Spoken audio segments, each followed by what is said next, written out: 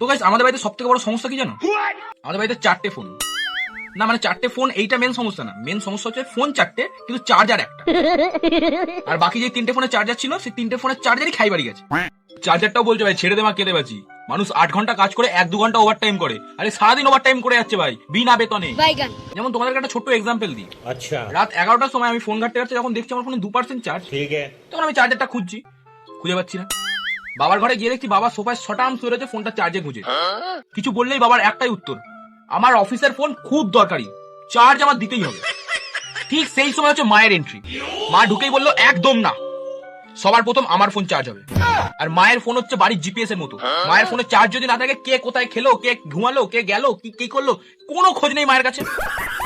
ঠিক তারপরেই মায়ের আঁচলের তলা দিয়ে এইরকম ভাবে আবির্ভূত হলো আবির, মানে আমার ভাই। ঢুকেই দাদা একটু ফোনটা চার্জে দিয়ে দিবি, 1% চার্জ। এই হতবাগার ফোনে সবসময় 1% চার্জ, আমি কোনোদিন দেখলাম 2% চার্জ। আমার ফোনে তাও 2% চার্জ ছিল। তাই সারাদিন শুধু ফ্রি ফায়ার খেলছে আর রিলস বানাচ্ছে, এই করে ও সারাদিনের চার্জ শেষ। তারপর আবার কি তাড়াতাড়ি দে, আমার রিলস ভাইরাল হচ্ছে। ভাইরাল হচ্ছে মানে কি, স্কুলে 2টো বন্ধু দেখেছে, তার মধ্যে আবার একজন কমেন্ট করেছে 2 টাকার পেপসি ভাই আমার সেক্সি।